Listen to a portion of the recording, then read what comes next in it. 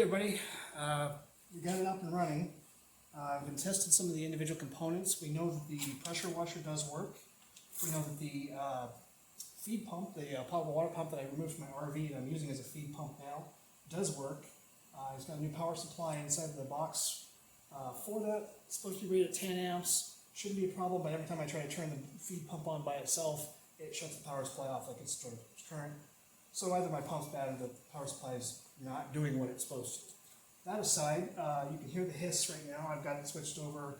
I blew the relay out of this one. I've got to replace it with one just like it. They're running 12 volts out of that to a power relay out here. We'll take care of that later. Meantime, this is jumped. You put this on one, it just turns the heater on, and this monitors the temperature, so it's up to yours truly to make sure not over temper. Right now we're at 53, 53.9, about 54 degrees Celsius, which is only 30-ish, somewhere there. I should probably switch to Fahrenheit, but you know, take out a commie mode. I'm going to switch it over to the cycle timer mode, which is position 2. What I'm going to do is turn the cycle timer on and cycle it for a few seconds, and it'll start screaming, and then I'm going to hit the boost, the feed pump after that. And that seems to work. It takes enough of the pressure off the upstream side where the pump will run without shutting the thing off, hopefully. Do you have a couple concerns? This thing's not supposed to be ran this hot. I don't think that is either. I don't know about that. I guess I know that the pressure washer hose is probably going to be fine because I had that built professionally. That's why Blaining's done professionally about this. But water's up the temperature. Ethan, come over here and take a look inside. Don't get too close here. As I open it up, it's going to let some steam off. You can see inside the basket and my cool little removable tree, which is basically another rip-off from the parts washer we had in our old house, old shop. I'll take that out for now. And I'm going to go ahead and give this a try for a second here, and if it fires up and seems to spray, I'm going to open the lid up, and I've got roughly measured 4.5 cups of good old Cascade fresh scent. We're going to have fresh scent motors. Couldn't find the unscented stuff. I guess they got it at Target, but that's too far away. So we're going to give this a try real quick, and if that works, we're going to put some detergent in this and see if that's resolved. And if that's the case, I got a set of Subaru cases. I'm going to stay up and wash. So let's give this a try here. Gloves off. And let's switch it over to the correct mode here. Okay, here we go.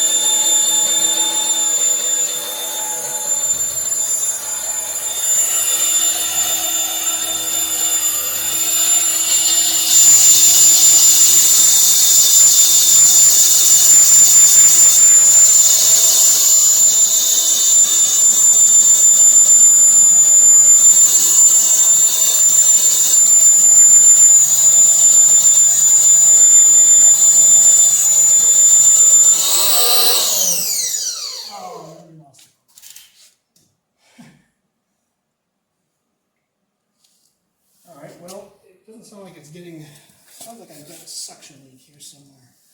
Feels like it. Wait, which way does this go? No, that way.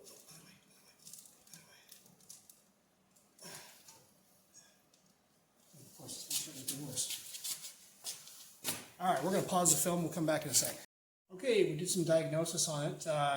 We're sucking some air down here. The fitting, fitting thread is in there. There's an O-ring at the suction strainer body, and it was sucking air from there. And I tried to tighten it up, and just unthreaded it from the body, started to leak a little bit. So we're going to get that fixed up. I'm trying to get this to prime, and obviously every time I try to turn this thing on, it kills the power. If I switch it over here, and you see it cycles like twice, and then the power kills. I had it running before with that on a separate 12-volt power supply, and it would actually turn on and spray water. It was actually pretty cool. That's when I figured out this was definitely going to work once I get the pressure up. So,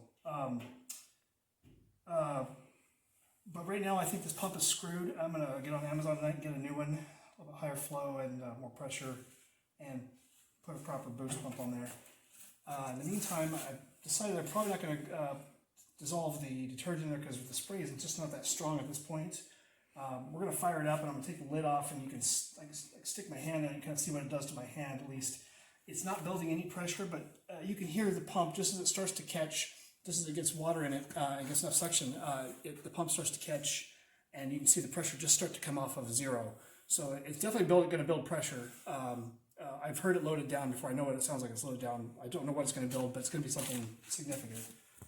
But at this time right now, this isn't getting the water to it, so anyway, let's take a chance to fire this thing up here, and then Ethan, come over.